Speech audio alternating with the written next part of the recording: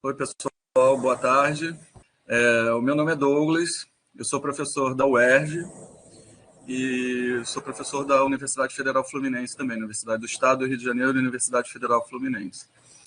Eu sou biólogo marinho, como eu estava falando, fiz o meu mestrado em ecologia, na área de microbiologia, de leveduras, né?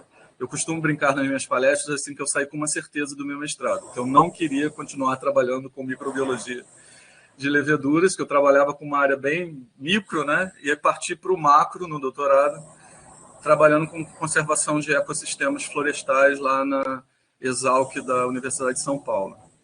Conheci a Natália, né, por intermédio de uma aluna, né, do curso lá de trilhas subaquáticas. Não foi isso, Natália? A Camila Meirelles.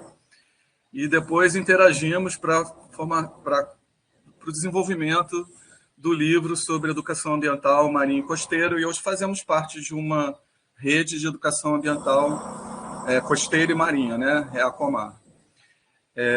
Então, agradeço, assim, eu faço parte de duas pós-graduações, uma delas é a dessa disciplina, essa disciplina é poluição aquática e conservação de ecossistemas aquáticos e marinhos, né? Ou conservação de ecossistemas aquáticos, uma vez, porque essa parte da conservação entrou depois. A disciplina era poluição aquática. E, junto com o professor Fábio, num curso de pós-graduação em ensino de ciências, ambiente e sociedade, que é uma pós-graduação que nós temos na Faculdade de Formação de Professores da Universidade do Estado do Rio de Janeiro, uma unidade externa. Essa Faculdade de Formação de Professores é uma unidade que fica em São Gonçalo, uma cidade próxima à beira da Baía de Guanabara, mas do outro lado no leste fluminense, né, do outro lado da ponte Rio-Niterói.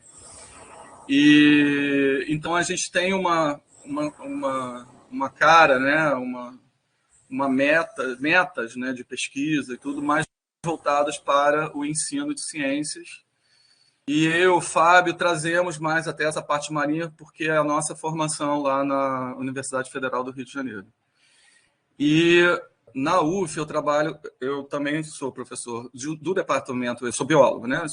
Sou de um departamento de ciências na UERJ e sou de um departamento de geografia na Federal Fluminense. E lá também ministro aulas num curso de pós-graduação em biologia marinha. Então, a gente, conhecendo também o trabalho da Natália lá no Congresso de Ecologia, né, e a gente interagiu bastante também na confecção do livro, fiquei bastante interessado na ciência cidadã.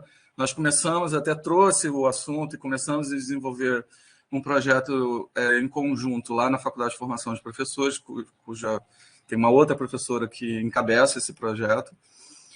E então, aí eu falei, Natália, você tem que dar uma palestra para mim aqui na minha disciplina. Eu já estava convencendo a Natália já há algum tempo, né? Já namorando a Natália já há algum tempo. E aí, felizmente, a Natália tinha um tempo para falar com a gente aqui nessa disciplina. Então, estou muito feliz aqui e, como eu falei, negócio dessa mistura toda, ter perspectivas diferentes de outros cursos, então estou bastante feliz em ouvir vocês também, Arthur e Fabiola. Muito obrigado. Muito interessante essa tua trajetória, Douglas. Eu digo por mim, por Fabiola e pela turma toda, que a gente está muito feliz em integrar essa tarde de partilha. Na verdade, eu sou botânico, eu fiz tanto meu mestrado quanto meu doutorado em biologia vegetal. Sempre trabalhei com interação na perspectiva de polinização. Mais recentemente, no fim do doutorado, trabalhei aí com polinização por morcegos, numa perspectiva mais evolutiva mesmo. E agora, no meu segundo pós-doc, eu estou tentando entender um pouquinho mais essa perspectiva dos serviços ecossistêmicos dessas espécies. Fazer aí o diálogo de como todo esse aparato que a gente gerou na compreensão das espécies consegue ser revertido de alguma forma para esse paradigma nosso aí de sustentabilidade, de entender os benefícios da natureza. Tive o grandíssimo prazer de ser convidado para integrar a equipe que preparou um par de capítulos no livro da Natália Pirani sobre ciência cidadã e polinizadores. E, a partir desse contato, não tinha como não pedir a gentileza de um pouco de interação dentro do contexto da nossa disciplina. Porque a Natália, apesar da agenda absurdamente cheia, muito gentilmente ela cedeu esse espaço e estamos aqui, eu, a Fabíola e toda a nossa turma sedentos por escutar falar aí dessa abordagem incrível que é a ciência cidadã. Um dia eu ainda quero trabalhar com isso. É muito legal mesmo. É isso, muito obrigado. Oi, gente. Os que entraram depois, boa tarde. Eu me chamo Fabíola. Estou dividindo a disciplina com o Arthur na UEPB, né, sobre conservação da biodiversidade. Atualmente, o meu vínculo é com o Museu Guild, em Belém. Eu estou como pós-doutoranda lá, tendo 2 agendas principais de pesquisa, uma ligada ao manejo do açaí e uma outra ligada à extração seletiva de madeira via concessões florestais. Venho do mesmo programa que Arthur, a nossa formação da botânica, mas a minha linha sempre esteve voltada para a ecologia vegetal, tentando entender sempre como perturbações antrópicas estão moldando a organização das comunidades.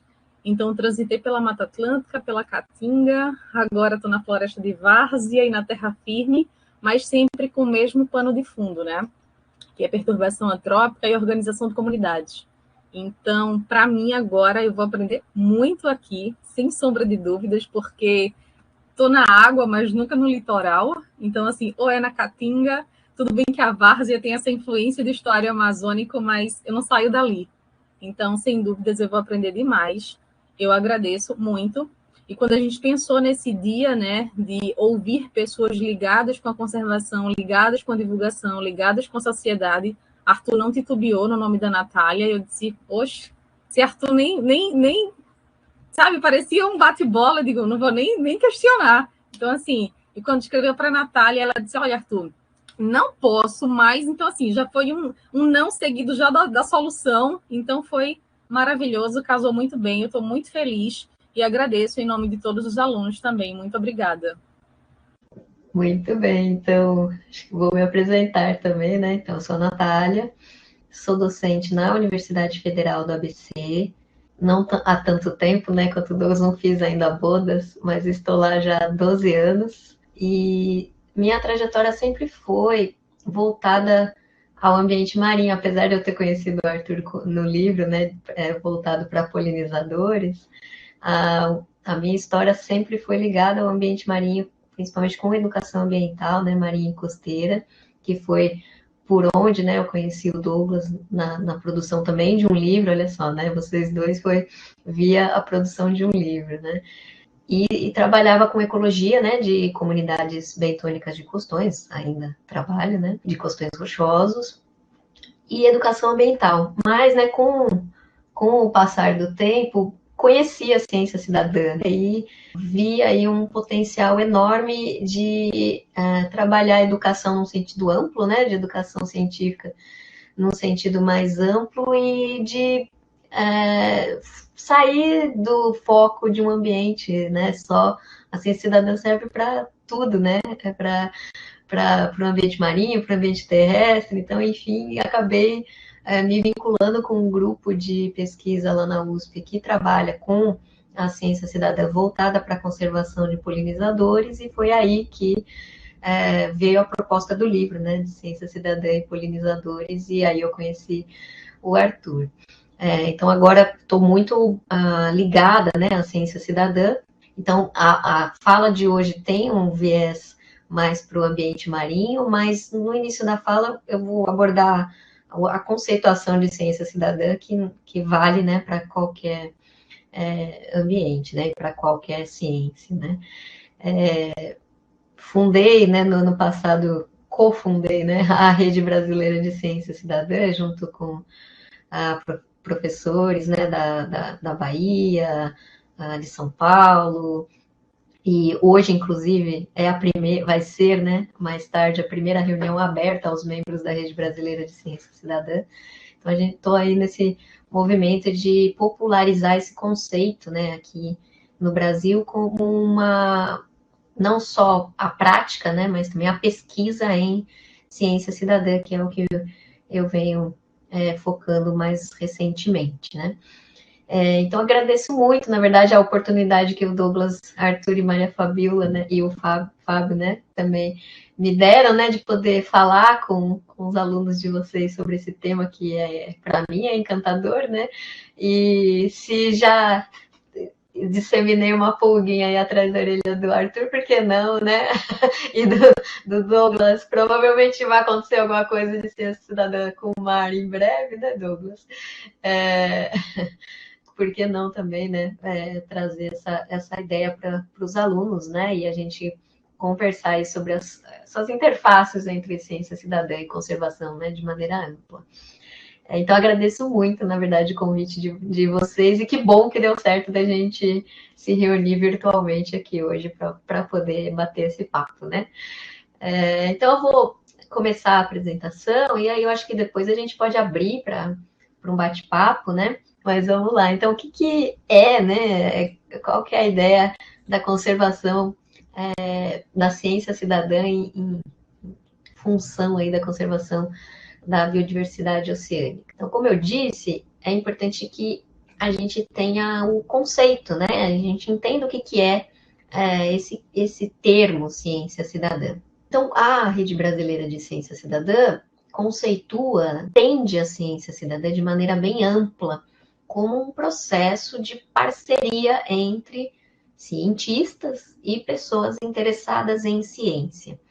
Dentro da escala de participação pública em processos, sejam eles científicos ou não, a gente tem desde uma não participação, né, das pessoas, o que a gente chamaria de manipulação, então as pessoas estariam sendo usadas para fazer alguma coisa, então, ou seja, não estariam participando, né, não teriam voz, até um nível alto de participação, né, que a gente chama de poder dos cidadãos, ou controle cidadão.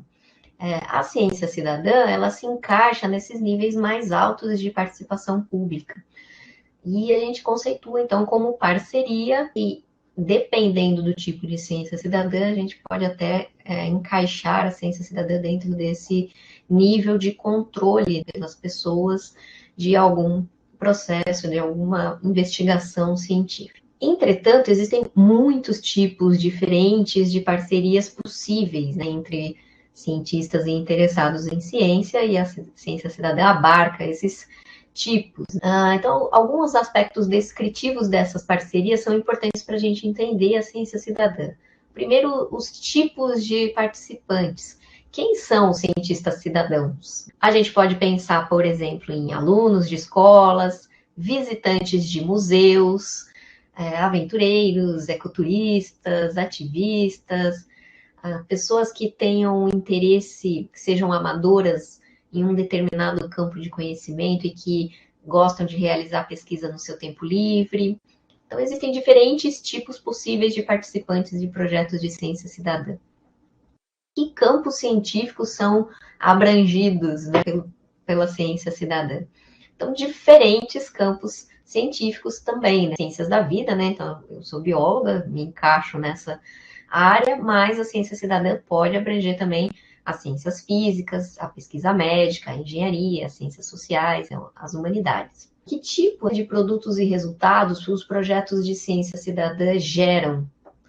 Então, além de conhecimento científico, né, que é um objetivo básico da ciência cidadã, também podem ser gerados artigos científicos, livros, relatórios, blogs, enfim, né, mídias sociais, redes sociais, né? Então, vários tipos de produtos podem surgir da ciência cidadã, que são produtos tanto científicos quanto produtos de divulgação da ciência, né, para a sociedade. A ciência cidadã é parte de um movimento maior, que a gente chama de ciência aberta. Então, os resultados da ciência cidadã, sejam eles artigos ou produtos de divulgação científica, eles preferencialmente devem ser de acesso aberto, né? Eles devem ser livres e disponíveis para todos. Então, esse é um princípio que rege a ciência cidadã. O uso de tecnologias e acessibilidade. Será que, para a gente caracterizar uma atividade como sendo de ciência cidadã, precisa ter altas tecnologias? Precisa ser algo complexo? Então, não, né? A ciência cidadã pode tanto usar tecnologias como aplicativos, plataformas, como também não, usar papel, por exemplo, acontecer num local sem acesso à internet, sem acesso a tecnologias. Então, a ciência cidadã é bem flexível nesse sentido da necessidade de uso de tecnologia. E, por fim, a dimensão temporal da ciência cidadã.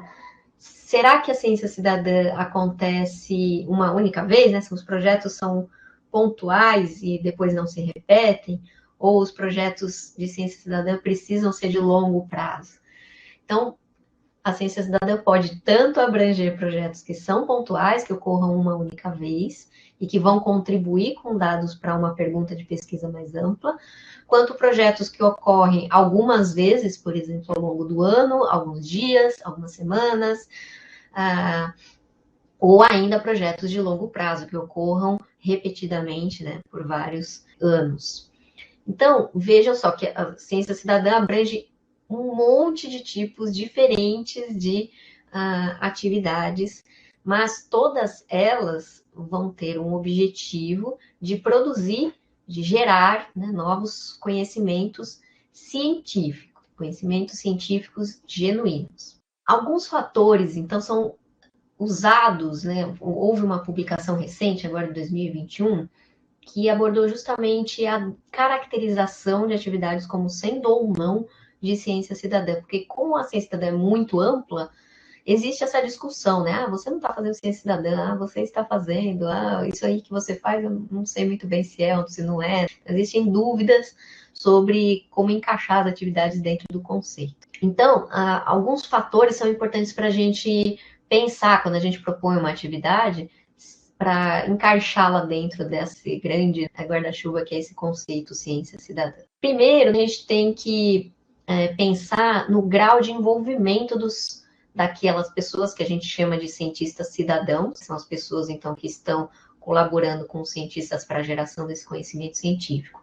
Uma atividade para ser ciência cidadã, ela precisa envolver ativamente os participantes. Os participantes têm que se envolver ativamente naquela atividade. O nível de engajamento cognitivo tem que ser mínimo, ele tem que existir. Por que a gente fala disso? Porque existiram algumas atividades no passado, em que pessoas, por exemplo, doavam tempo de processamento dos seus computadores para projetos de cientistas. E algumas pessoas ficavam na dúvida se isso seria ou não ciência cidadã, porque aquelas pessoas estariam contribuindo com a ciência. Então, a visão mais recente é de que esse tipo de atividade, que você doa computador, ou você dá dinheiro, por exemplo, para um projeto de ciência, né, isso não seria ciência cidadã. Então, o cientista cidadão precisa ter participação ativa na geração daquele conhecimento científico. Em segundo lugar, a remuneração. Em geral, os projetos de ciência cidadã são realizados por voluntários, pessoas que não recebem remuneração. O único tipo de remuneração que pode acontecer é em termos de, por exemplo, a compra de um equipamento, um material para a execução de um protocolo de pesquisa científica, ou para, por exemplo, ajudar as pessoas a chegarem até o lugar de coleta de dados, mas não um salário, né, para a pessoa realizar aquela atividade. Então, os cientistas cidadãos, em geral, são voluntários. O objetivo da atividade, aquela atividade precisa ter um objetivo científico, e o propósito também naquela produção de conhecimento. Para que aquele conhecimento vai ser usado? Então, é importante que o conhecimento seja usado para fins científicos ou fins de, por exemplo, contribuição com uma política pública, né, para o avanço do conhecimento ou para a tomada de decisão a respeito de alguma questão de importância científica. O grau de profissionalismo também é algo bastante importante para se pensar quando você quer elaborar um projeto de ciência cidadã, porque se o nível de profissionalismo para uma pessoa participar de um projeto de ciência cidadã precisa ser muito alto, aquele projeto não é um projeto de ciência cidadã. Então, por exemplo, a pessoa precisa ter um doutorado para participar do projeto. Isso não é ampliar o acesso da sociedade a ciência. Então, o grau, né, de habilidade que aquelas pessoas precisam ter para participar de projeto é algo que deve ser pensado para que o projeto permita a participação de um grande número de pessoas. E isso está ligado também a questões de treinamento. Então, se o projeto ele é muito complicado, então o grau de treinamento que as pessoas vão ter que receber vai acabar sendo maior também. Então, deve haver um balanço aí entre o nível exigido de profissionalismo e a quantidade de treinamento que vai ser oferecida aos participantes. Uma outra questão é sobre o compartilhamento de dados. Como eu disse, a ciência cidadã faz parte do movimento da ciência aberta, então os dados precisam ser compartilhados. As pessoas que produziram esses dados, principalmente, têm que ter acesso, elas podem baixar esses dados, usar esses dados, enfim. Então, isso é bem importante. A questão da liderança. Os projetos de ciência cidadã podem ser liderados tanto por indivíduos quanto por organizações, tanto por cientistas quanto por indivíduos da sociedade que demandam a parceria. Um cientista, é importante haver sempre a parceria, cientistas e grupos da sociedade, mas quem começa pode ser qualquer ponta dessa parceria, tanto o cidadão quanto o cientista. Então, as questões de liderança são flexíveis também para a ciência cidadã. O campo científico, que é importante se definir, se é das ciências da vida, ciências físicas, químicas, enfim. E o grau de envolvimento dos cientistas cidadãos. Em que etapas do processo científico os cidadãos participam? E aí a gente tem, então, o que a gente chama de tipos de ciência cidadã. Então, os cientistas cidadãos podem participar de todo o processo científico, desde a definição da pergunta de pesquisa, elaboração do desenvolvimento de hipóteses, elaboração do plano de estudo, do método de coleta de dados, da coleta em si, da análise, interpretação desses dados, elaboração de conclusões, disseminação de resultados e discussão desses resultados.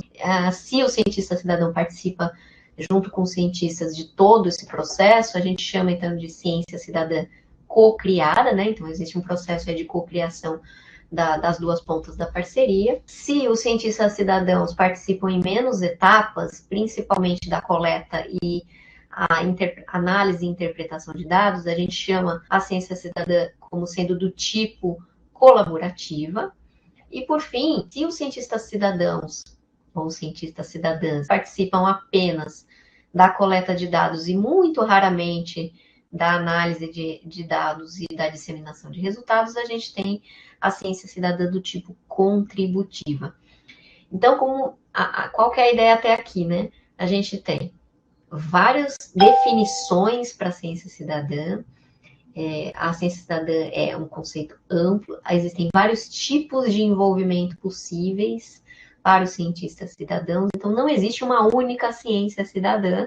É importante a gente entender a complexidade desse conceito quando a gente usa o termo, né? E da gente saber onde que a gente se encaixa quando a gente considera aqueles fatores que eu mencionei anteriormente.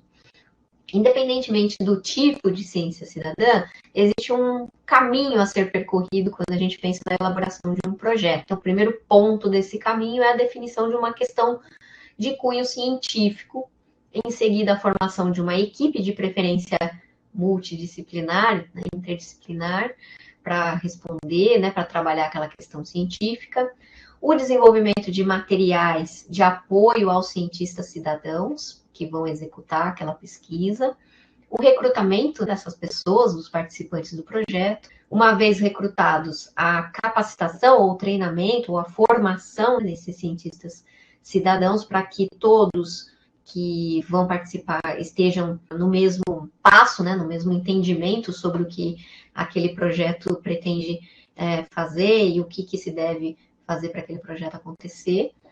Em seguida, né, uma vez os participantes capacitados, se parte para a coleta de dados propriamente dita, a execução do protocolo de coleta de dados.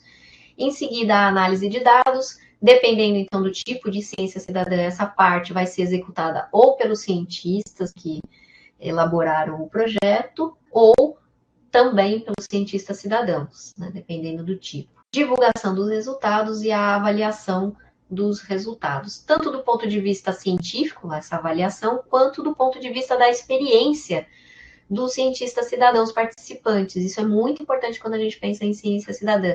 que a participação seja avaliada, que os cientistas cidadãos recebam feedback pela sua participação no projeto, que eles possam também dar feedback para os coordenadores, e assim os projetos vão melhorando sucessivamente, né, vão melhorando constantemente a partir desse processo de avaliação contínua.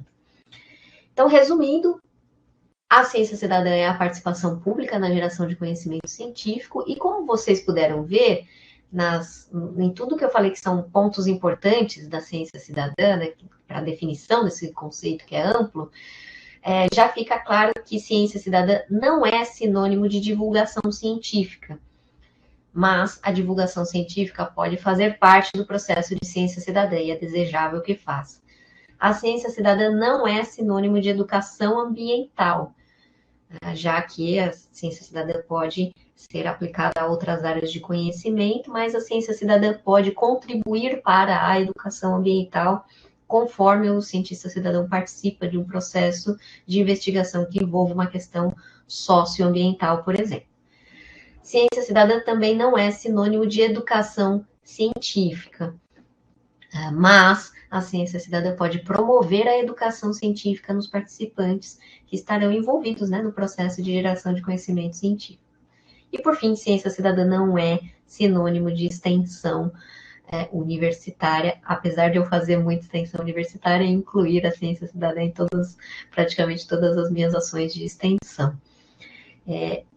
A interface, né, há sobreposições, né, de ações de todos esses campos aqui com a ciência cidadã, mas é muito importante a gente, né, definir a ciência cidadã como sendo um conceito diferente desses outros, tá? Bom, a ciência cidadã tem uma importância muito grande. Atualmente, vários pesquisadores estão de olho na ciência cidadã como uma possibilidade para o monitoramento dos objetivos de desenvolvimento sustentável. E como que isso funciona, né? Então, não sei se todos aqui estão aí assistindo a aula conhecem, né, os Objetivos de Desenvolvimento Sustentável, são lá os 17 objetivos. Eu dividi aqui em duas telas, tá? Então, são 17 objetivos, e dentro de cada objetivo, a gente tem as metas, várias, né, metas dentro de cada objetivo para serem monitoradas. E essa figura aqui é de um artigo que foi publicado em 2020, que mostra o potencial da ciência cidadã para contribuir com o monitoramento dessas metas dos objetivos, né, dos ODS. Então, tudo que está pintadinho de amarelo aqui na figura são metas que potencialmente a ciência cidadã pode contribuir. Então, uma vez que se define uma pergunta de pesquisa e se estabelece um protocolo de monitoramento, já existem, então, iniciativas no mundo voltadas para várias perguntas de pesquisa, que estabelecem aí vários protocolos diferentes de monitoramento. Então, olhando essas iniciativas existentes, os autores perceberam esse potencial da ciência cidadã para contribuir com o monitoramento dessas metas. E o que está aqui de verdinho, que é esse 9.11 aqui na figura, é o que a ciência cidadã já contribui. Então, os dados de projetos de ciência cidadã são enviados lá para a ONU e contribuem para a elaboração de relatórios referentes a essa meta.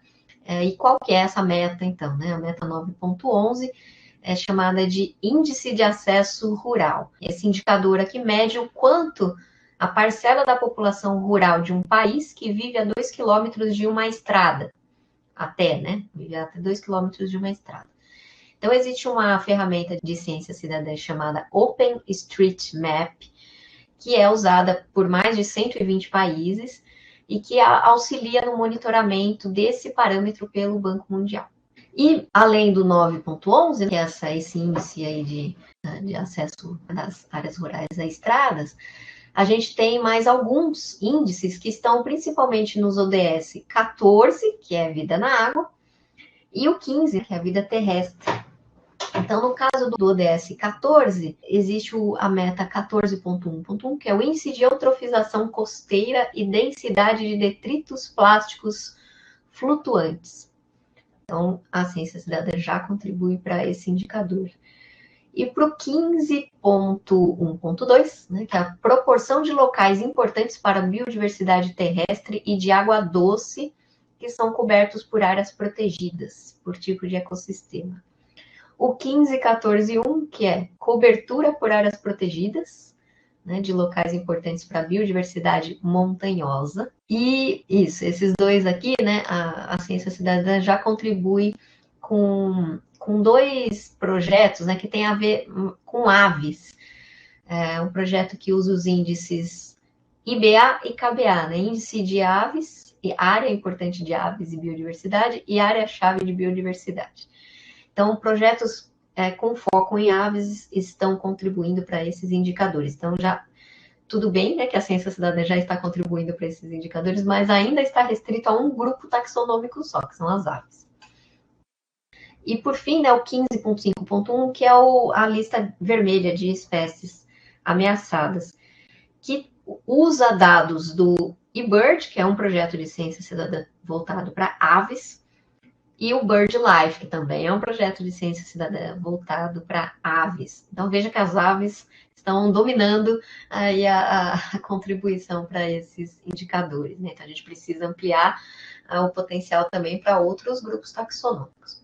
Então, falando em biodiversidade, a gente tem a ciência cidadã podendo contribuir com o que a gente chama de variáveis essenciais da biodiversidade, né? Essential Biodiversity Variables. E esse artigo aqui de 2017 do Chandler mostra como que a ciência cidadã também vem contribuindo já com essas variáveis. Então, principalmente, aqui a gente tem dados de portais de ciência cidadã, que estão representados aqui em preto no gráfico, projetos de ciência cidadã que não usam portais online, né? Portais que eu digo, plataformas na internet. Esses cinza aqui são projetos que não usam plataformas online, e esse cinzinha mais claro aqui são projetos bem locais, que eles chamaram aí de base comunitária, né? E a gente tem, então, esses projetos contribuindo, por exemplo, para o nosso entendimento sobre a distribuição das espécies, a interação entre espécies, o comportamento migratório de espécies, a diversidade, né, taxonômica, estrutura de populações, abundância de populações, fenologia, distribuição, enfim, várias variáveis essenciais de biodiversidade. Se a gente olhar em termos da distribuição, né, desses projetos no mundo, a gente vai ver que a maioria dos projetos de ciência cidadã está concentrada na Europa e na América do Norte, né, com 136 na Europa, 211 projetos na América do Norte. Existem poucos projetos na África, só naquela época, né, pelo menos, mas ainda é assim, né, continua assim proporcionalmente. Pouquíssimos projetos na África e na América do Sul e Central também muito poucos projetos. Nesse caso aqui desse artigo, eram projetos que contribuíam com dados de biodiversidade para uma plataforma global de biodiversidade, que é o GBIF, que é a maior plataforma de biodiversidade aí do planeta. Então, eles contabilizaram os projetos de ciência cidadã que apareciam exclusivamente, né, especificamente dentro dessa plataforma. Mas isso reflete mais ou menos a proporção de projetos fora da plataforma também, tá? Não tem nada de diferente do que a gente vê fora do GBIF. E o interessante era que todos os projetos da América do Sul, eles contribuíam com dados para o GBIF, 100% dos projetos, né? Então, isso foi algo interessante aí nesse artigo da gente ver, né? Apesar de a gente estar com poucos projetos, eles já estão contribuindo com o GBIF. Essa tabela tá gigantesca, tá, gente? Mas é só para a gente ter uma ideia de qual é a importância da ciência cidadã para essa plataforma global de biodiversidade. Então, se a gente considerar todos os táxons que existem nessa plataforma registrados, 55% dos dados dessa plataforma são oriundos de projetos de ciência cidadã. Essa plataforma é usada por cientistas de todo o mundo. E talvez muitos deles não tenham a noção dessa importância da ciência cidadã para a constituição dessa plataforma.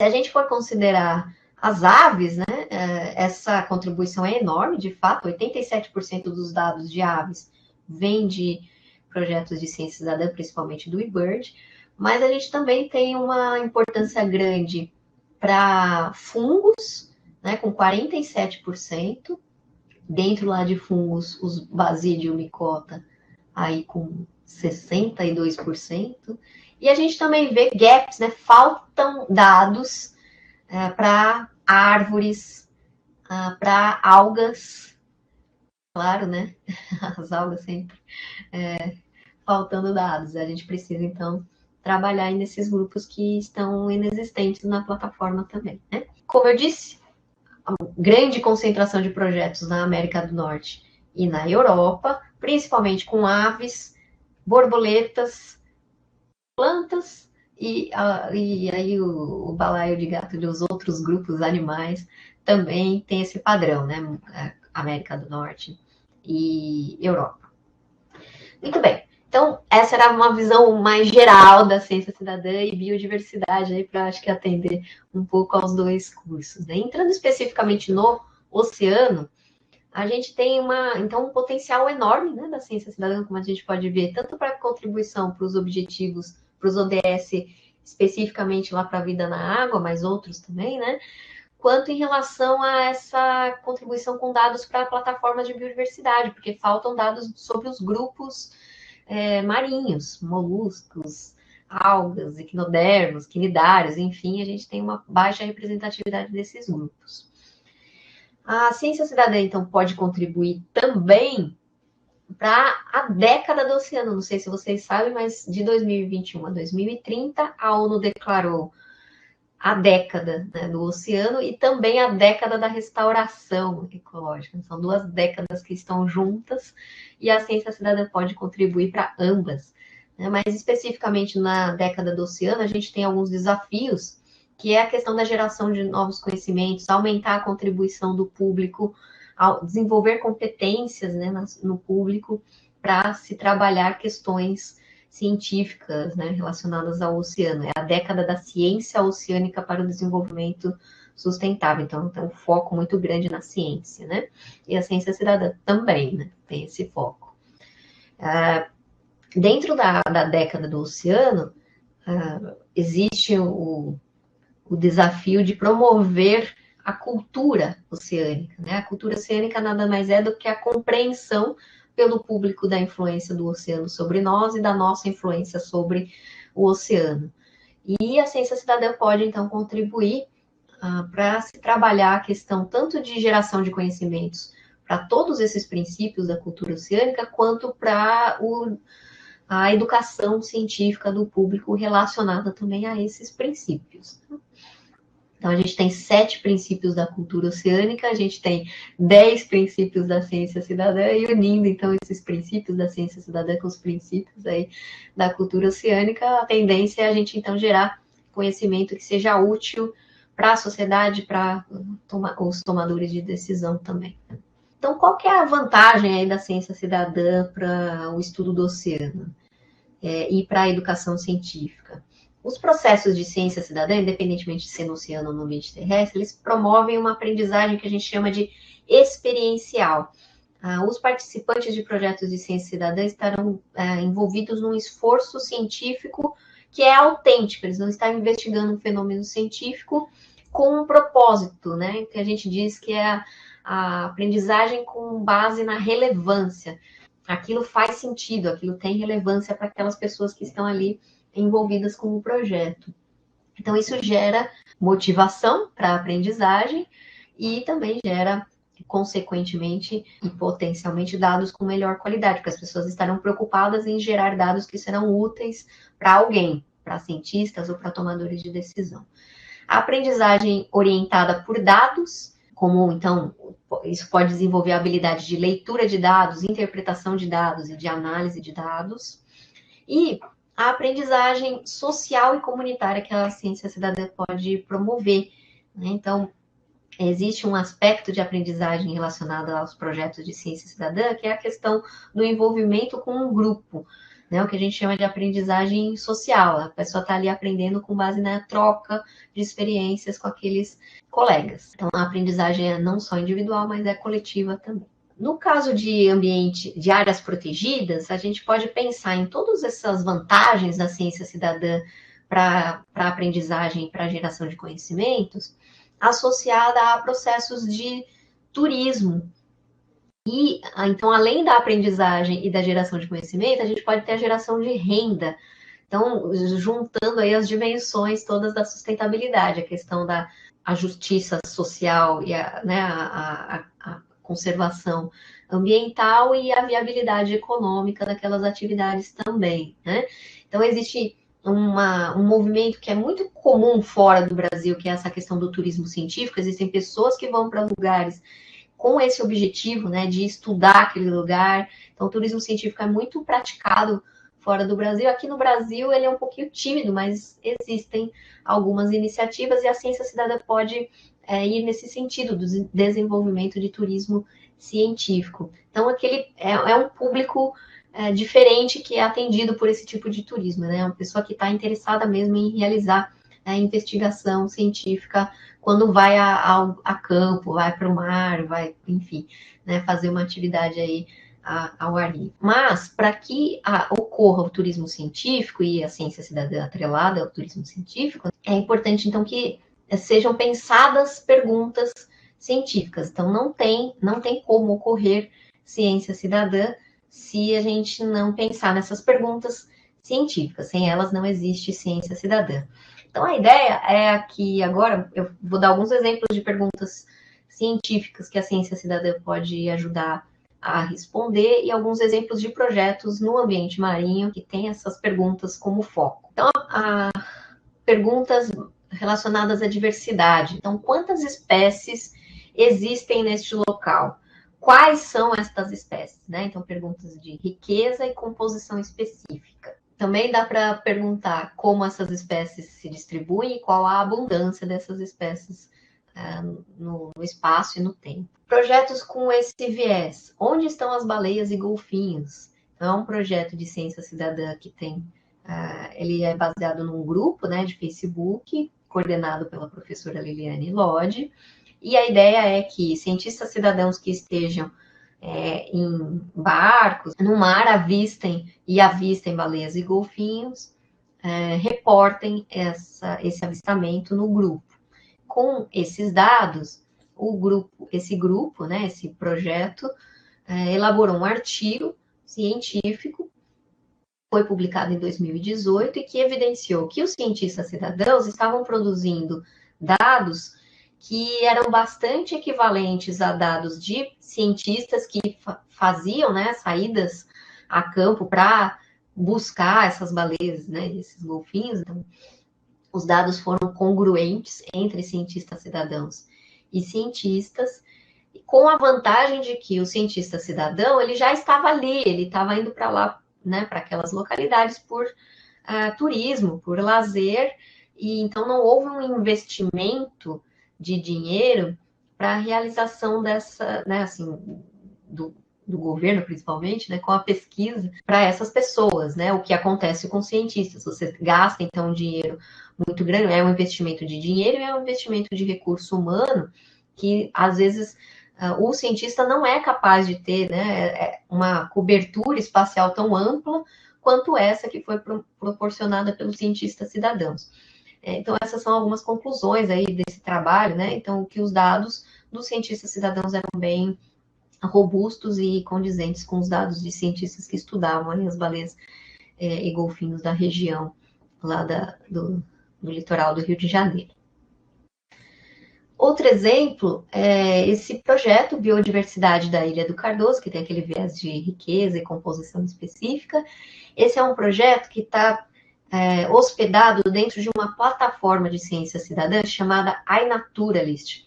Essa é uma plataforma enorme, qualquer pessoa pode criar um projeto dentro dessa plataforma, então qualquer pessoa que está aqui assistindo pode se cadastrar na plataforma e criar o seu próprio projeto. E uma vez que você cria o projeto, como é que funciona, né? As pessoas fazem registros de biodiversidade e submetem a essa plataforma, E quando você cria um projeto lá dentro, você filtra os dados que foram submetidos a essa plataforma por região ou por grupo taxonômico. Então, todo mundo que gerou dados, por exemplo, aqui para o Brasil, se eu gero por exemplo, de borboletas, se eu gero um projeto lá dentro do iNaturalist chamado Borboletas do Brasil, defino lá um grupo, né, separo o grupo das borboletas e separo o Brasil, todos os dados que já foram submetidos a essa plataforma, nesses filtros, né, Brasil e borboletas, vai aparecer dentro do meu projeto. Isso foi feito, então, para esse projeto Biodiversidade da Ilha do Cardoso. Então, existem vários pontinhos aqui que indicam contribuições de cientistas cidadãos. São 43 cientistas cidadãos que colaboraram. É lógico, uma vez o projeto criado, as pessoas podem se juntar ao projeto e submeter mais registros. E existe também um tipo de cientista cidadão dentro dessa plataforma que a gente chama de identificadores. São pessoas que voluntariamente, né, por terem conhecimento, expertise em alguns grupos, ajudam na identificação das espécies. No caso aqui, foram 66 espécies já identificadas para a Ilha do Cardoso. Então, existem papéis, né, o observador e o identificador das espécies. Essas espécies, quando existe um consenso de 3 identificadores para aquela espécie, né, então, eu digo que essa espécie é X, a outra pessoa fala é X mesmo, e mais uma pessoa diz sim, é isso mesmo, é essa espécie. Quando 3 pessoas, pelo menos, né, concordam com a identificação, essa espécie adquire o que a gente chama de nível de pesquisa, então ela pode ser usada para pesquisas científicas. Um outro projeto de ciência cidadã que usa essa ideia de quantas espécies e onde elas estão é o Reef Check, né, Brasil, que muitos de vocês devem conhecer. E com os dados do Reef Check, a gente tem uma noção de quais são as espécies de peixes e invertebrados que ocorrem nas diferentes regiões, lá na Bahia, e ao longo do tempo, como que a abundância dessas espécies varia.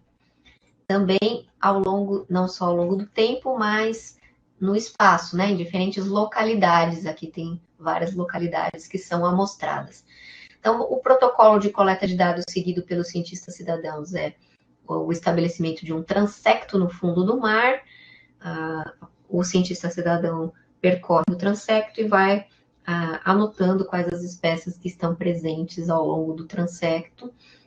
Isso é feito, então, por vários pesquisadores, várias vezes, e esse banco de dados gera esse tipo de gráfico que depois o Reef Check publica, né? O projeto Meros também tem essa ideia de pesquisa participativa, são mergulhadores que recebem uma ficha contendo os organismos que devem ser anotados, avistados, né? Anotados se avistados, e então envolve corais, esponjas do mar, algas calcárias, lapa e os tipos de substrato também, gramíneas marinhas. E, lógico, né, esse projeto ele tem um foco nos meros. Então, o mergulhador que avista um mero ou vários indivíduos, coloca na fichinha de coleta de dados a quantidade e o tamanho desses indivíduos de peixe. Essa é uma fichinha subaquática, né? Então, o mergulhador leva a fichinha lá para o fundo e vai anotando esses dados e depois passa esses dados para os cientistas responsáveis do projeto que vão sistematizar e gerar gráficos e informações sobre essas espécies. O projeto Budiões, a mesma coisa, né? Tem as várias espécies aí de budião, e aí o mergulhador anota na fichinha de coleta de dados quais foram as espécies avistadas e qual a fase do ciclo de vida que aquela espécie estava, né? Aquele indivíduo daquela espécie estava. Então, estava na fase juvenil, adulta, enfim. Um projeto de ciência cidadã voltado para bentos, né, para as comunidades que ficam associadas às rochas, é o projeto Monitore Tupinambás, do litoral aqui de São Paulo. Ele foi executado lá na Ilha das Palmas, perto da Ilha Anchieta, no litoral norte do estado de São Paulo. E esse projeto tinha um protocolo que era a divisão, né, de uma área, de um paredão no fundo da água, né, um paredão rochoso no fundo da água. Eram estabelecidas 3 profundidades, e nessas profundidades eram obtidas fotos de 1 em 1 metro, né, sistemáticas, então de 1 em 1 metro, num transecto também aí de 10 metros. E a mesma coisa para 9 metros de profundidade e 6 metros de profundidade. Todas essas fotos obtidas, elas foram hospedadas em uma plataforma de ciência cidadã, chamada Zooniverse. E nessa plataforma, então, o cientista cidadão entra na plataforma, ele tem acesso a essas imagens e ele pode contribuir identificando o que tem de organismos nestas imagens com base em um guia de identificação que é disponibilizado para o cientista cidadão. Então, ele vai aprender sobre os organismos olhando esse guia e vai olhar a foto e vai ver se os organismos daquele guia estão presentes na foto. Então, esse é um tipo de ciência cidadã em que o cientista cidadão colabora com a análise de amostras. As fotos são as nossas amostras e o cientista cidadão analisa essas amostras. Ele não coleta o dado, ele analisa a imagem. Então, o Zooniverse é uma plataforma de ciência cidadã que tem vários projetos como esse, baseados em imagens. Qualquer um pode colaborar. Você pode ir lá, se cadastrar na plataforma e contribuir com esses projetos. Esse aqui, especificamente, foi o projeto de uma aluna minha, chamada Larissa, projeto de doutorado, de mestrado dela. Então, vocês podem entrar lá e colaborar com o projeto dela. Já terminou, mas está lá ativo ainda nos Zooniverse para as pessoas colaborarem. Fora do Brasil, a gente tem o Big Seaweed Search. Então, as pessoas saem com uma fichinha a campo, vão lá para o Costão Rochoso e identificam as algas presentes nos costões lá da Inglaterra. É uma iniciativa do Museu de História Natural, junto com a Marine Conservation Society. Olha a quantidade de pontos, né, de colaboradores que existem no país com nessa iniciativa do Big Seaweed Search.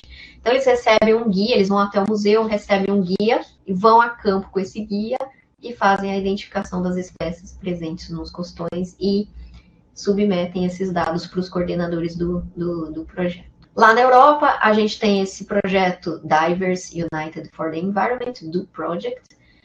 Os mergulhadores vão também com uma fichinha subaquática e observam, né, os organismos no mergulho, voltam para o barco e, junto com os pesquisadores do projeto, eles identificam as espécies que foram observadas.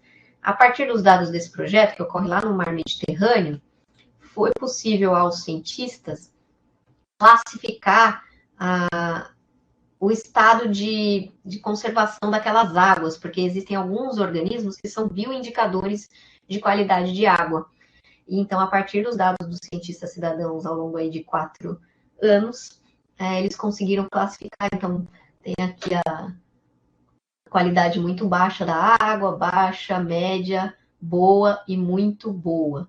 Então, a gente vê que grande parte dos pontos que foram amostrados pelos mergulhadores está com uma qualidade média, né? Existem organismos indicadores aqui de qualidade média da água. Então, ela não está tão boa assim, né? Existem alguns impactos aí ocorrendo nessas águas costeiras, né? Principalmente aqui na Itália. Muito bem. Então, essa é um tipo de pergunta, né, que a ciência cidadã pode responder. Outro tipo de pergunta é como é o comportamento e o ciclo de vida de uma determinada espécie. Então, o projeto Mantas do Brasil tem o foco nas raias-manta, que é justamente entender o comportamento dos indivíduos, das populações de raias-manta no litoral de São Paulo. E os mergulhadores também anotam o tamanho dos indivíduos, então dão uma ideia da estrutura etária, né, das populações de raias. Então, é uma possibilidade aí para esse tipo de pergunta. Outro tipo de pergunta é: existe alguma espécie exótica na minha localidade? Existe alguma espécie invasora? Então, no caso dos ambientes marinhos, a gente tem um caso aqui brasileiro de invasão por um coral, né? O coral-sol é uma espécie invasora, já está aí se espalhando da região sudeste para a região nordeste. Existem vários pontos onde essa espécie já foi avistada. E a ciência cidadã, existe um plano de monitoramento, né, do coral-sol do Brasil para prevenção e controle, né, dessa espécie, que está realmente se espalhando, e a ciência cidadã pode, né, contribuir com o levantamento dessas localidades onde a espécie está invadindo, e se a gente tem uma detecção precoce da invasão, a gente pode controlar a invasão. Isso ainda não ocorreu no Brasil, são ideias, né, para introduzir a ciência cidadã para o monitoramento do coral-sol, mas isso é algo que já existe em outras localidades. Então, lá em Belize, ocorreu, né, a detecção precoce de uma espécie invasora, que é o peixe-leão. Os pescadores detectaram a presença dessa espécie, que é esse peixinho aqui, e a partir dessa detecção pelos pescadores foi elaborado um plano de controle e mergulhadores foram capacitados para coletar e remover indivíduos dessa espécie invasora lá da região, porque a espécie estava deslocando espécies nativas que eram as que geravam renda, né, para os pescadores ali da região, e, enfim, estava alterando ali o habitat as espécies nativas, né. Então, a partir de 2011, se iniciou um plano de controle dessa espécie invasora, e aqui nesse gráfico é o número de indivíduos que foram removidos do ambiente por ano. Então, houve um pico aí em 2012, logo depois que foi detectada, né, a espécie, foi em 2009, 2010, já se começou esse plano de controle e houve uma redução aí da população dessa espécie na região. Outra questão, né? Há algum impacto afetando as espécies e o ambiente na região? Algum impacto de poluição, por exemplo? Então, como um exemplo de projeto de ciência cidadã que abordou a questão do plástico no ambiente marinho, a gente tem um projeto chileno chamado Científicos de la Basura. Foi uma parceria entre várias unidades ao longo do litoral do Chile, com escolas, então, universidades e escolas.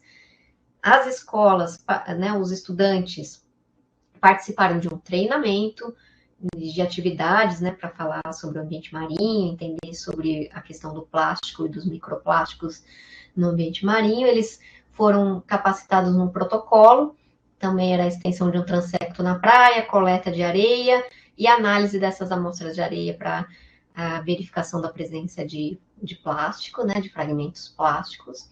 E a partir dos dados gerados pelas crianças, que eram depois levados para a universidade, eles eram validados por especialistas, foi possível se ter um panorama da poluição por plástico ao longo da costa inteira do Chile. Então, esse trabalho foi publicado em 2014 com dados dos cientistas cidadãos e foi possível perceber, então, onde tinha mais plástico, onde tinha mais microplástico, né, que são esses fragmentos menores do que 5 milímetros, e de onde vinha esse plástico.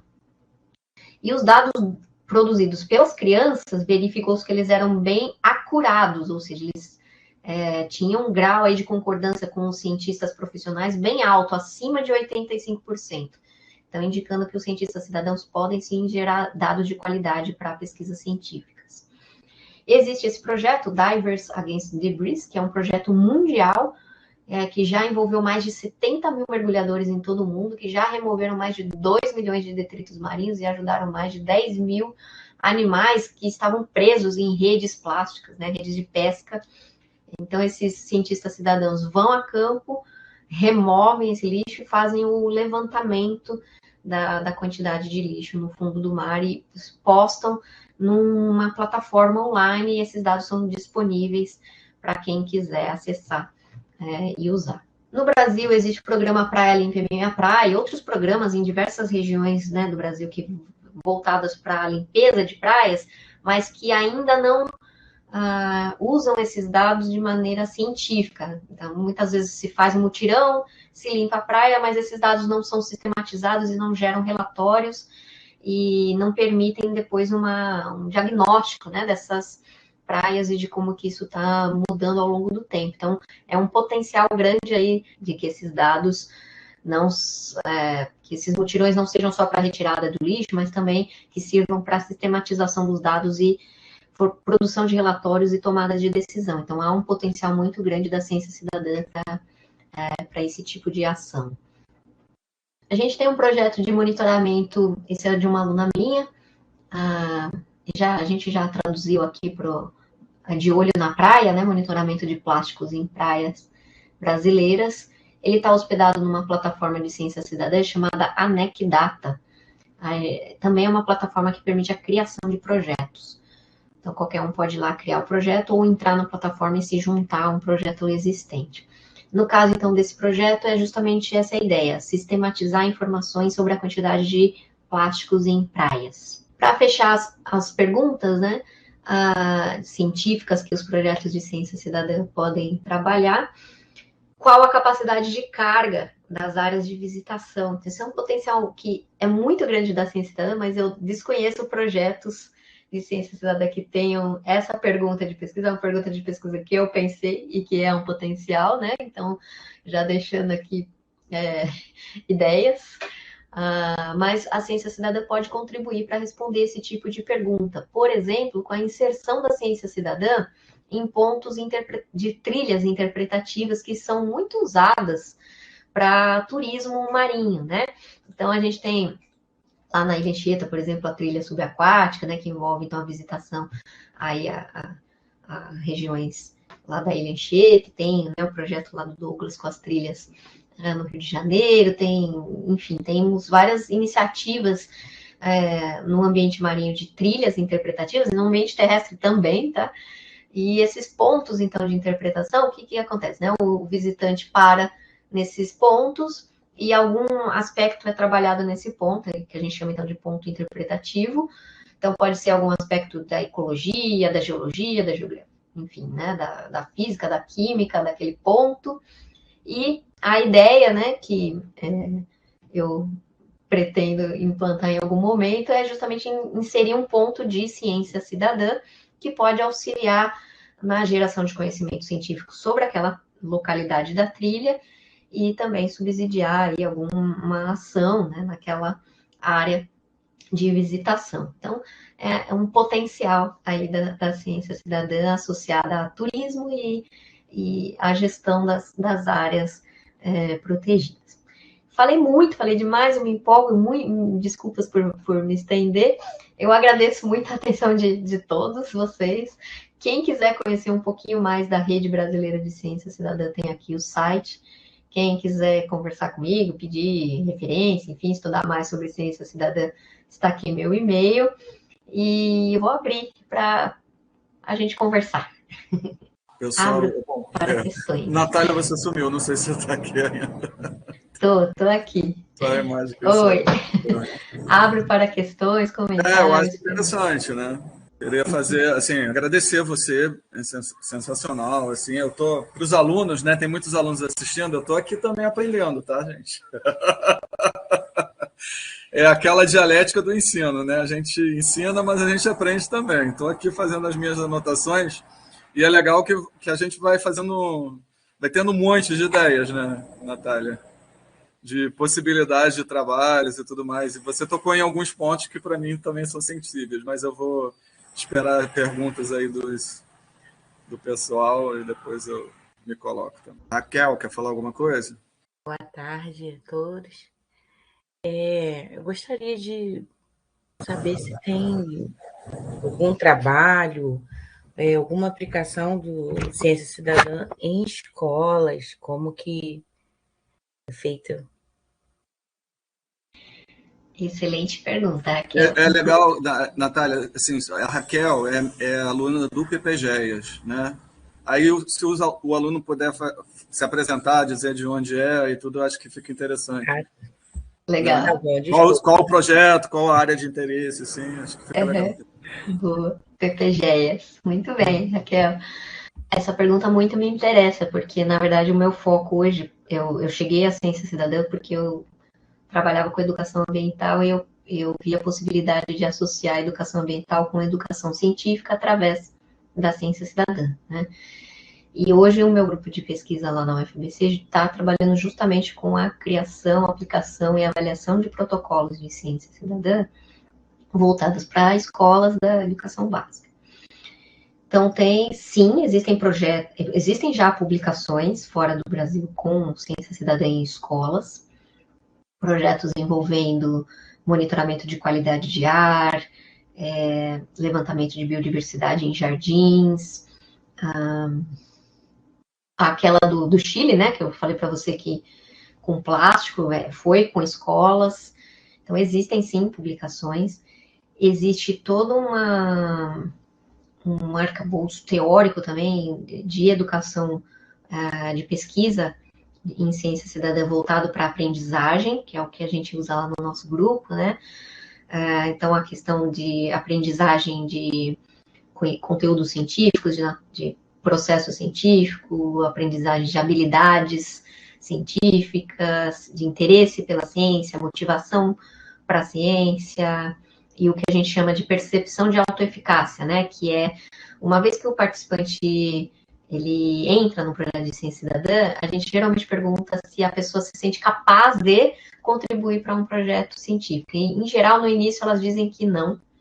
E no final, elas já estão vestindo a camisa de cientista, né? Então, assim, essa percepção de autoeficácia, né, que a gente chama, tende a mudar muito, assim, do antes para o depois da participação, pelo menos é o que a gente vem vendo com os estudantes, né? Então, sim, tem um monte de coisa que eu posso te passar nessa área de ciência cidadã e ensino, né, de ciências. A Gislaine perguntou aqui no chat se eu conheço algum projeto de ciência cidadã que envolva cianobactérias. Olha isso. Desconheço. Desconheço. Gislaine, você será a primeira. Desconheço.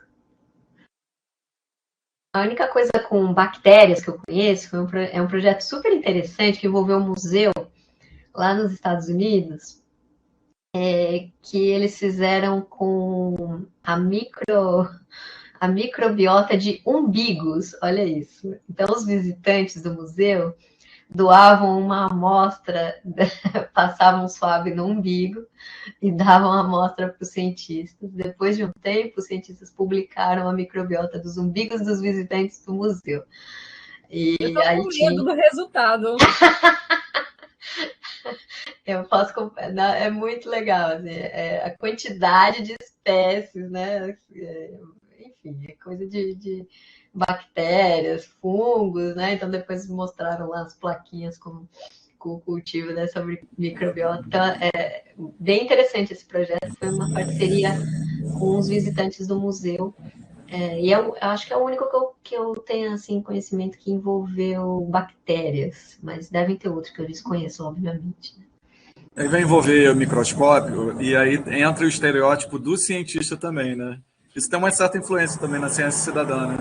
Porque o cientista tem um estereótipo, e às vezes a gente também tem que quebrar o estereótipo, né? Uhum. Mas como tem microscópio, né? Eu acho que anima também. Sim. Aliás, um dos projetos de uma aluna minha, ela começa pedindo para os estudantes desenharem, né? Cientistas, aquela coisa da visão básica, né? Do cientista com jaleco, homem de óculos, enfim, com cara de louco, com frasquinhos coloridos, né? Aquela coisa que aparece. E o projeto dela é com biodiversidade de jardim, né? A gente tá indo por esse caminho com ela. E aí depois nos desenhos finais já aparece o pessoal no meio do mato, com prancheta, né? Já muda bem. Eles, né, se colocando nos desenhos, então bem interessante, assim, essa coisa do estereótipo do cientista, né? Como pode mudar também com a participação desses projetos. Inclusive tem uns projetos de ciência cidadã com astronomia, né? E um bem famoso, eu falei lá da plataforma dos Universe, um dos projetos mais assim, tradicionais, além do eBird, que é o maior do mundo, né? Tem um que é com os cientistas cidadãos colaboram identificando formas de galáxias. E esse projeto também gerou um resultado bem interessante, né? Primeiro, as pessoas se envolvendo nesse projeto, né? E depois que um dos cientistas cidadãos descobriu uma forma que nenhum cientista tinha descrito antes, né? Olhando as imagens desse projeto, porque eles tinham milhares e milhares de imagens, eles não tinham como analisar, então eles puseram, né? Abriram as imagens para o público. E aí uma pessoa se empolgou, ficou lá, falando, nossa, mas essa forma aqui de galáxia é um pouquinho diferente. E aí entrou em contato com cientistas e publicou, né, o artigo junto com cientistas sobre essa nova forma de galáxia. Então, assim, ciência cidadã traz possibilidades infinitas, assim, de envolvimento, né, do público com cientistas. Não precisa ser esse formato tradicional. O que é isso, Douglas? Eu estou enxergando. Não estava conseguindo habilitar. Tinha acabado de ler aqui, antes, né, de começar a palestra, que o estudante recebeu uma carta da NASA que tem esses projetos de identificação de asteroides também, né? Ele distribui as cartas do céu, né? E as pessoas vão... Isso, é bem desse estilo. Eles têm um monte de imagens, né? Vão analisando aquelas imagens e ver quando tem um movimento, né, de uma daqueles pontos ali, e identifica os asteroides. Aí você pode até dar um nome, né? Exato. Também tem isso, né? A questão do reconhecimento ao cientista cidadão. Esse é um princípio da ciência cidadã, né? Uma vez que a pessoa descobre ou contribui, que essa contribuição seja reconhecida e seja atribuído ao cientista cidadão um reconhecimento pelo esforço, pela descoberta, né? O que é bem interessante. A Camila estava mencionando, oi Camila, a questão dos asteroides que você falou, Douglas. Muito legal. Eu tenho uma pergunta interessante sobre esse aspecto que contrapõe aí a pergunta da cianobactéria, já envolve um pouquinho isso. A gente entrou num tópico na disciplina da gente, foi o uso das espécies bandeira para defender criação de áreas de preservação, coisas desse tipo. E a minha pergunta vai, o engajamento da população, o quanto depende do organismo, tanto no sentido de interesse por carisma, quanto da visibilidade. Porque você pega o exemplo do iBuddy que você está falando, a ave é uma coisa muito visual. Para mim, que trabalho, por exemplo, com morcego, eu fico imaginando como seria possível pensar algo nessa linha, entende? Então, minha dúvida vai em cima desse aspecto. Muito boa pergunta, Arthur, realmente. A questão, eu falei daqueles passos, né, para a criação de um projeto de ciência cidadã, e o passo recrutamento, que envolve essa questão do engajamento inicial e depois também a questão do engajamento continuado, né? Existem muitos projetos de ciência cidadã que as pessoas contribuem uma vez e depois não voltam. E tem muito a ver com essa questão que você disse, né, do apelo. Então, tem uma questão é o apelo do objeto de estudo, né? De ser carismático, de ser bonito, de estimular a curiosidade das pessoas. E as aves, não tem nem, né? Eu vou comparar, alguém vai querer olhar a cianobactéria, vai querer olhar aves, é improvável que vai escolher a cianobactéria, né? Desculpa, Gislane, mas é verdade, né? Assim, tem a questão do apelo. E tem a questão também do esforço daquela equipe que está propondo o projeto em mostrar a importância daquela contribuição para, né, o avanço da ciência. Então, a pergunta, quando ela é bem enquadrada e os organizadores do projeto fazem um esforço, né, isso tende a gerar engajamento também.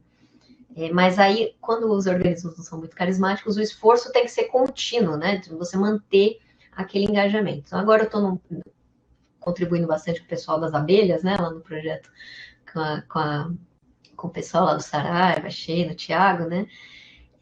E lá, o que a gente faz, né? A gente promove encontros periódicos com aquele grupo de cientistas cidadãos, porque assim eles não se sentem abandonados, né? Então, essa sensação de abandono desengaja também. Então, às vezes, nem é a questão do organismo ser bonito, nada disso. É a questão deles estarem recebendo atenção, né, dos cientistas ou dos proponentes do projeto. Então, tem vários aspectos interessantes, assim, relacionados ao engajamento, que merecem estudo, assim, porque, assim, eu sou bióloga, né, não sou formada em comunicação e nem em psicologia, mas ter alguém na equipe que tenha né, numa equipe de um projeto de ciência cidadã, ter pessoas com essa formação, né, em comunicação, em até psicologia também, né, para entender um pouco do funcionamento aí do público-alvo, é interessante para justamente as pessoas não se sentirem abandonadas, né, e continuarem engajadas. Teve um projeto que eu li, assim, que foi super interessante, que a pessoa que propôs, ela não imaginava o sucesso que o projeto ia fazer. Era um projeto com formigas, formigas nos jardins das casas das pessoas. E eles começaram o projeto meio despretensiosamente e, de repente, criaram lá uma plataforma para as pessoas submeterem os dados, mas o negócio pegou, viralizou, sei lá, né? Às vezes também é uma coisa que você não planeja, né? E aí eles não tinham capacidade na plataforma para receber os dados das pessoas, de tantos dados que eles estavam recebendo, né? Então pode acontecer isso também. Às vezes você acha, ninguém vai se interessar pelo meu objeto de pesquisa, como as cianobactérias lá que a Gislaine perguntou, mas às vezes se interessam e você nem entende muito bem o porquê que aconteceu, né? Então, essa coisa do engajamento é algo que é estudado também por pessoas que fazem pesquisa, né, com ciência cidadã, o que leva ao engajamento inicial e ao engajamento continuado, né? Mas super, super pertinente, Arthur. Então, morcegos. Tem que pensar porque as pessoas têm medo, elas acham, né? Elas têm aversão àquilo. Então, passa por um processo também de você trabalhar essa questão, né? Da conscientização das pessoas para aquele grupo que você está trabalhando, né? Então, é muito importante num projeto com morcegos que vocês pensem nesses materiais para trabalhar isso, né? Antes das pessoas coletarem o dado, delas entenderem bem sobre o objeto de pesquisa, né? É isso. Eu tenho uma questão, eu fico um pouco preocupada muitas vezes com o rigor da coleta do dado. Porque, por exemplo, eu posso escrever errado, né, digitar errado um 123, onde na realidade eu quis digitar um 12. Então, às vezes, eu percebo que aquilo é um número estranho quando eu faço uma análise de dados, por exemplo, eu interpreto algo, e aí eu fico com um receio de fugir do controle quando um trabalho como esse envolve tanta gente, né, com tantos, sei lá, particularidades, né, de cuidado, de gerir o dado. E aí eu sei que essas pessoas passam por uma formação, por um treinamento. Eu sei que muitas têm esse acompanhamento, né, algo contínuo. Mas, por exemplo, esses casos que você fala que a pessoa, por várias razões, se desinteressou e saiu.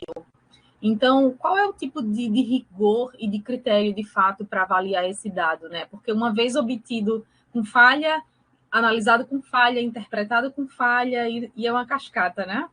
Uhum.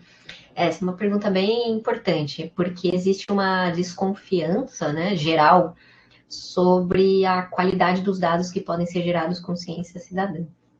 Então, existe muita gente preocupada com isso, né? A gente até... o último artigo que a gente publicou lá no Grupo Cos Abelhas foi justamente sobre essa confiabilidade dos dados que estavam sendo gerados pelos cientistas cidadãos. Então, existem várias estratégias de aumentar a qualidade, né, dos dados. As estratégias que a gente chama, que vem prévias à coleta, que tem a ver com essa questão que você disse do investimento na formação, né, do cientista cidadão. Bom, você está no museu, né, que você disse, no Museu Goethe. A gente vê quando olha, por exemplo, baixa planilha de dados de museu, às vezes as coordenadas geográficas, várias, te dão alerta de erro, né? Então, o erro, ele acontece independentemente de ser ciência cidadã ou não, né? Na ciência também ocorrem erros. E eu acho que isso é uma coisa muito importante, da gente desmistificar essa questão de que os cientistas não cometem erros, né? Então, esse é um aspecto. Mas, independente disso, né? Não é porque os cientistas cometem erros que a gente deve deixar que os erros aconteçam. A gente tem que ter esse controle, óbvio, né? Então, a questão do esforço que vem antes da coleta do dado, que é a questão do treinamento, da simulação do protocolo com os cientistas cidadãos, para ver, né, se eles estão cometendo erros na coleta, enfim. A questão, depois do dado coletado, Quer dizer, depois do dado coletado, não, né? Uma vez o dado coletado, o cientista cidadão, às vezes, submete numa plataforma, então pode ocorrer um erro aí, né, nessa submissão. Nesses casos, o que normalmente se faz em projetos de ciência cidadã, por exemplo, lá nos Universe, não é só um cientista cidadão que analisa aquela imagem, são pelo menos 30 que vão analisar a mesma imagem. E aí a gente faz o que a gente chama de validação por consenso, né? Então, se alguém digitou 123 ao invés de 12, né? Se ela pôs um número sem querer a mais, ele vai ser um outlier ali e o cientista vai conseguir, pela média, tirar aquele outlier, vai pegar o consenso e aquele dado vai ser robusto, né? Então, a gente chama a validação por consenso. Existem aplicativos de ciência cidadã que, por exemplo, quando eu vou submeter um dado para o eBird, já aconteceu comigo, tá? Essa questão do controle de qualidade. O aplicativo tem filtros. Então, por exemplo, eu coloquei uma espécie que não é, a distribuição dela não é aqui para o Brasil. Coloquei errado, sem querer. E aí o próprio aplicativo barra aquele registro, né? Então tem lógico, esses aplicativos têm investimento, o eBird é super rico, né? Eles têm todo um investimento nessa questão do controle, e eles têm também pesquisadores associados aos projetos, né? Que olham aqueles registros esquisitos, como foi o meu caso, uma pessoa aqui do Brasil, que é parceira do eBird, entrou em contato comigo, falou, Natália, você tem certeza que você viu essa ave mesmo? Eu falei, sim. Ele falou, você tem uma foto? Porque no eBird você não necessariamente precisa pôr uma foto, né? E aí tem essa, né? Então são vários pontos de controle de qualidade. E a validação por especialistas. Então, no iNaturalist, você tem aquela questão também do consenso, né? Mas as pessoas que são especialistas se cadastram e vão tentando validar aqueles dados que estão sendo coletados pelos cientistas cidadãos.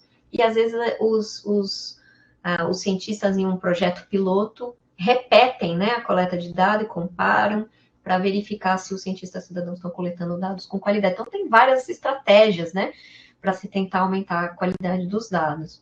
Em geral, assim, os projetos que, enfim, o pessoal também publica, óbvio, aqueles que têm alta qualidade de dados, né? Eu acho que devem ocorrer omissões aí no caminho de pessoas que não querem publicar, por exemplo, meu projeto tem baixa qualidade de dados, acredito que eles não publiquem, mas, em geral, o que eu vejo de publicação com qualidade de dados, né, mostram que se o treinamento é suficiente, né, se há um acompanhamento, os cientistas cidadãos tendem a coletar dados com boa qualidade. Também tem uma questão que é a dificuldade do protocolo que você está colocando, né? É aquele grau de profissionalismo que eu falei. Você não vai colocar um protocolo que a pessoa precisa ter tido uma pós-graduação para executar, né? Porque aí a chance de você gerar dados com baixa qualidade vai aumentar, né? Então, é uma preocupação também você pensar nesse protocolo de ser simples, de usar materiais de baixo custo, de fácil acesso. Então, é uma adaptação, né, dos protocolos para o público-alvo, né? Então, falei demais, mas, assim, essa é uma preocupação, não é só sua, não. Existe muita gente preocupada com essa questão em ciência cidadã. Acho que a Camila tinha uma outra pergunta ali, se tem algum projeto que utilize fotos em trilhas subaquáticas para a ciência cidadã no Brasil. Vai existir logo, logo, né, Camila? Um seu, provavelmente. Estou brincando, não existe ainda nenhum. Aquele que a Larissa fez não era numa trilha subaquática, ela foi lá na Ilha das Palmas e ela tirou com a equipe da unidade de conservação, né? Então não eram visitantes que tiraram as fotos, mas tem um potencial legal assim para fazer com visitante. Eu fiquei também tendo, eu não sei se você deve ter feito essa pesquisa para aula, né? O Praia Limpa Minha Praia é o projeto do Fábio. Você sabia disso, Natália? Não. Então, olha só como é que as coisas estão integradas, né? que o Fábio, professor da disciplina. E aí é esse dilema que a gente vive, que assim, contando para o Arthur, né, a primeira vez que eu conversei com a Natália pessoalmente foi num congresso de ecologia. Eu acho que ela ouviu de mim a mesma pergunta que ela deve ouvir sempre, assim, o que eu faço é ciência cidadã? Eu tenho dúvida se o que eu faço é ciência cidadã. E aí a gente ficou conversando, né, porque ali na AFFP, principalmente, a gente aprendeu a trabalhar muito de forma integrada, né? Ensino, pesquisa, extensão, divulgação científica. Então, tudo aquilo que você falou que não é ciência cidadã, mas está ligado à ciência cidadã, né, em algum patamar, e a ciência cidadã é uma outra dimensão, né, que os conjuntos se encontram, a gente está fazendo. Então, essa dúvida surge mesmo, mas eu achei legal você ter enxergado o potencial para ali para a minha praia, né? E outra coisa que eu enxergo também você citou aí as áreas protegidas, né? E eu trabalho eu tenho essas duas vertentes, uma ligada à educação e interpretação ambiental, né, na área de uso público em unidade de conservação, e a outra, avaliação de impactos, né? E aí a gente começou a montar um projeto em conjunto com o professor Yufei Leung, eu acho que eu já até citei para a Natália, o Fei Leung, da Universidade da Carolina do Norte, Estadual da Carolina do Norte. E o pensamento dele ia mais em relação à questão do ensino, né? Do ensino de se trabalhar com indicadores de avaliação de impactos, né? E eu já desenvolvi um projeto muito longevo aqui no Parque Nacional da Serra dos Órgãos, na trilha do Poço Verde. E aí, então, a gente fez um paralelo, né? Nós desenvolvemos os indicadores aqui, assim, quais seriam factíveis de serem utilizados pelos alunos, porque a gente sempre levava os alunos da pós-graduação e da graduação na trilha. E ele fez a mesma coisa numa trilha de um parque lá nos Estados Unidos. E agora a gente está nessa fase de juntar as duas coisas. No entanto, que essa tem sido uma discussão minha, muitas vezes, nessa questão de avaliação de impactos, o que é difícil é você ter uma continuidade, né? Um monitoramento contínuo desses dados. E geralmente também não envolver a participação dos visitantes, né? Mas isso vem crescendo ao longo do tempo, porque, por exemplo, pessoas que são mais assim, montanhistas, ciclistas, né, trilheiros, eles têm um olhar diferenciado também e eles podem também contribuir para essas questões de avaliação de impactos. Não é à toa que nas trilhas subaquáticas tem muito mergulhador participando, né, muitos projetos com mergulho, né, participando de ciência cidadã, né? Então, aí a gente começou a pensar assim, bom, vamos desenvolver alguma coisa que o visitante também possa, esses indicadores, o visitante também possa coletar, né, o dado quando ele visitar, coloque numa plataforma e aí aquilo vai gerando dados que aí, Fabiola, também é uma preocupação, até quando a gente coleta mesmo, né, porque a gente vai com alunos, isso você colocou é importante, a gente vai com alunos, e depois, quando a gente vai processar aquele dado, a gente fica assim, não, isso aqui está errado, isso aqui olhou lá a parte de polegadas na trena, acontece isso, né? Ao invés de olhar a parte de centímetros, né, a escala de centímetros, ele olhou a escala de polegadas, isso aqui está errado. Mas que ou a gente descarta esse dado, porque a gente já tem esse olhar, né, de ver que aquele dado está errado, ou a gente trabalha mesmo com a média, né? Como a Natália falou, de a estatística, né, pode te permitir excluir esses dados muito discrepantes, né? E aí a gente construiu, nesse período de trabalhos com alunos, uma série de dados de 10 anos. Olha só que coisa legal, né? E essa foi até a minha pergunta para a Natália, mas aí isso que eu faço, é ciência cidadã, ou é extensão, ou é divulgação científica? Então, hoje eu já esclareci melhor essa dimensão, né, da ciência cidadã nos projetos. Não, mas isso que você falou, né, Douglas, acho que ela é bem...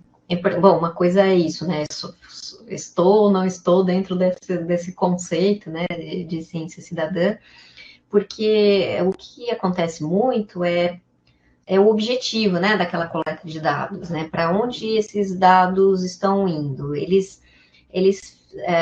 se fecham neles mesmos com um propósito educativo? Se sim, aí a gente já não encaixaria dentro da definição de ciência cidadã. Mas se eles estiverem subsidiando pesquisa científica e tomada de decisão, né? Aí sim a gente já começa a vislumbrar aí a possibilidade de ser ciência cidadã. E o que você disse, né, dessa questão dos visitantes, eu também acho um potencial fantástico, né, para as unidades de conservação. Até estava escrevendo com a aluna minha justamente isso, né, o potencial da ciência cidadã para as unidades de conservação. Saiu até um livro recentemente de um grupo lá da Unesp com ciência cidadã em ambientes naturais, que é bem legal. Mas é muito grande o potencial, né? Porque você tem o visitante que está indo ali constantemente, que pode estar atingindo pontos da unidade que a equipe da unidade não consegue, porque é pequena geralmente, e tem milhares de demandas, né? Não consegue fazer tudo. E tem a questão dos monitores ambientais, que às vezes estão ligados à equipe da unidade, e às vezes são monitores autônomos, né? Das comunidades do entorno da unidade, que podem servir de multiplicadores desses protocolos de ciência cidadã também, né, e serem parceiros na coleta desses dados, e de ter essas bases de dados de monitoramento de longo prazo. Então, eu vejo, assim, um potencial para os monitores ambientais muito grande, assim, porque eles seriam um ponto de multiplicação no protocolo para os visitantes e, ao mesmo tempo, de um controle também de qualidade, porque se eles forem, né, treinados pela equipe de cientistas da unidade, ou enfim, que está fazendo parceria com a unidade de conservação, eles podem ser o primeiro ponto de triagem aí desse dado, né, para verificar ali se está ocorrendo algum erro ali na coleta, né, porque ele está acompanhando aquele visitante. Então, eu vejo potenciais enormes, assim, da ciência cidadã dentro das unidades de conservação com monitores ambientais e com visitantes, né? Pensando em, de repente, protocolos autoguiados ou desses protocolos guiados, né, via monitores. Nossa, vou adorar se acontecer aí com o seu grupo, Douglas. Boa tarde, pessoal. Eu vou pedir desculpa me interromper, mas, como eu tinha comentado, a gente está com um conjunto de atividades hoje e a gente está com um representante da iniciativa privada que a gente vai receber logo mais na nossa disciplina. Então, assim, aqui de Petrolina, eu fiquei muito empolgado em assistir tudo. O pessoal lá da Universidade da Paraíba, está todo mundo muito empolgado, a gente comentando entre a gente. Então, muitíssimo obrigado. Foi uma discussão muitíssimo enriquecedora. Espero que a gente possa manter o contato, trocar mais ideia. Aí a Natália divulgou o contato dela, caso alguns alunos tenham alguma dúvida ou algum interesse futuro. Eu peço realmente desculpa da gente não poder continuar com vocês nesse Não, momento. imagina, o tempo já deu também, né? Tá certo. Não, fiquem muito à vontade. Eu peço desculpa só porque a gente tinha um outro conjunto de programação e vamos precisar nos retirar. Mas muito obrigado por receber a gente está muitíssimo grato. Um grande prazer essa interação. Douglas, prazer conhecê-lo. Tá certo? Espero que a gente se encontre. É um prazer, fiquei muito feliz. Academia. Muito obrigado. Obrigada eu, Arthur. Obrigada, Maria Fabíola, a todos os alunos aí que tiveram a paciência aí de ficar com a gente. Espero a gente poder se encontrar presencialmente, de repente, em outra oportunidade. Eu queria agradecer também a todos, né, a participação, o interesse, e a Natália, né, porque se dispôs, se dividiu em duas. Eu estava comentando com ela que nesse ambiente virtual a gente consegue estar em 2 lugares ao mesmo tempo. Então, hoje a Natália está na Paraíba, está no Rio de Janeiro. Em Belém, em Recife. Em Belém, em São Paulo. Ao mesmo tempo. Nós estamos alcançando a divindade, os professores estão alcançando a divindade. Obrigada, gente. Então, Valeu, muito obrigada. Obrigado. Beijos, boa tarde para todo mundo aí, tá bom? Boas atividades aí. Tchau, tchau. Muito obrigado. Tchau, pessoal.